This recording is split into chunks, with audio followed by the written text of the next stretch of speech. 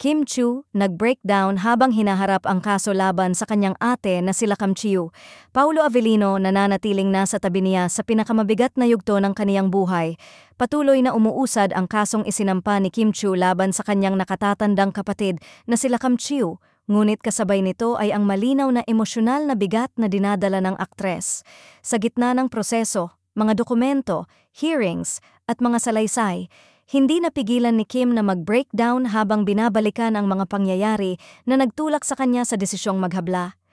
Ayon sa mga pahayag na inilabas niya kamakailan, isa raw ito sa pinakamasakit at pinakamapait na sitwasyong pinagdaanan niya. Hindi raw simple ang usapin at hindi rin ito desisyong ginawa ng padalos-dalos.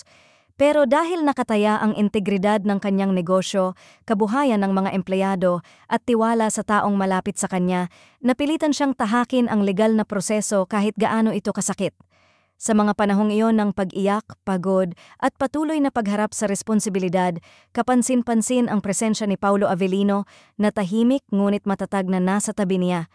Kilala si Paulo sa pagiging reserved, ngunit ayon sa mga insiders, hindi niya iniwan si Kim sa buong proseso, mula sa personal na pag-comfort sa actress hanggang sa pagsigurong may sandalan ito, kahit sa mga araw na halos bumibigay na ang kanyang loob.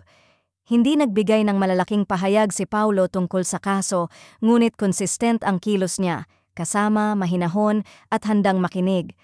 Sa mga oras na kailangan ni Kim ng lakas, nariyan si Paulo, hindi para makialam sa usapin ng pamilya, kundi para maging tahimik na sa ngayon, nakafocus si Kim sa pagharap sa kaso, pagbawi ng lakas ng loob, at pagbalik sa stability habang patuloy na tumatayo sa gitna ng isang personal na bagyong hindi niya kailanman inakalang darating. Samantala, nananatiling consistent si Paulo, hindi maingay, hindi dramatic, pero laging nariyan, isang presensya na nakakatulong kay Kim na manatiling matatag, na manatiling